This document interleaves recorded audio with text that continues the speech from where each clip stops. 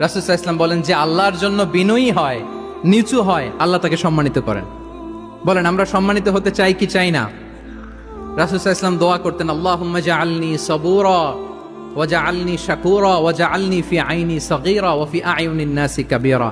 হে আল্লাহ, আপনি আমাকে শুকরগুজার বান্দা বানান। হে আল্লাহ, আপনি আমাকে ধৈর্যশীল বান্দা বানান।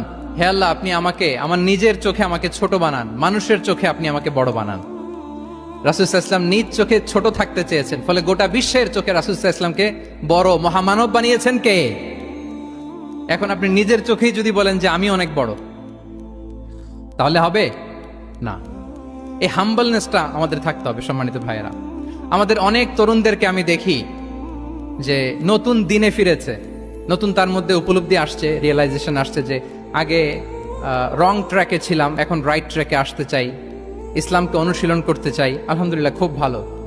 তো তার যখন রিয়েলাইজেশন আসছে, সে কিছু পড়াশোনা শুরু করে দেয়, কিছু পড়াশোনা করে, কিছু স্কলারসদের লেকচার শুনে। তো অনেক তরুণের মধ্যে এই সমস্যাটা একটা কমন ফেনোমেনা, যে একটু পড়াশোনা করে, একটু কিছু স্কলারসদের লেকচার শুনেই ও মনে করে যে আমি সব জেনে গেছি। কি মনে করে? আমি সব জেনে গেছি। এরপরে এখানেই ক্ষান্ত হয় না, এরপরে সে ভুল ধরতে আরম্ভ করে স্কলারসদের। সে বলে যে উনি এই ভুল করছে, উনি এই ভুল করছে, উনি ভ্রান্ত, উনি বাতেল। এরকম একটা কমন ফেনোমেনা আমাদের মধ্যে আছে না নাই বলেন?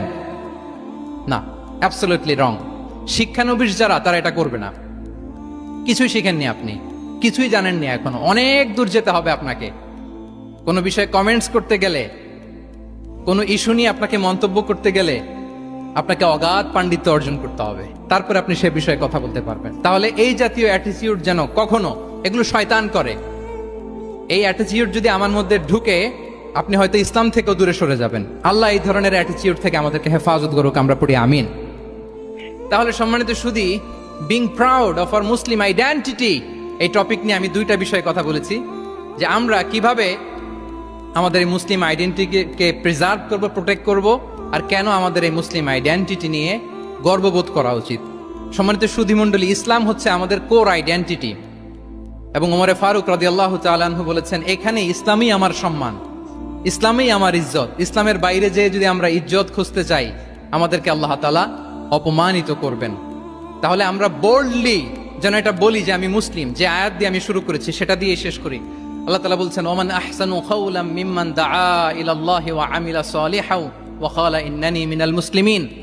তার চেয়ে শ্রেষ্ঠ কথা আর কার হতে পারে, যে মানুষকে আল্লাহর দিকে ডাকে, নিজে সৎকর্ম করে আর বলে ইন্নানি মিনাল মুসলিমিন, নিশ্চয় আমি মুসলমান, নিশ্চয় আমি কি?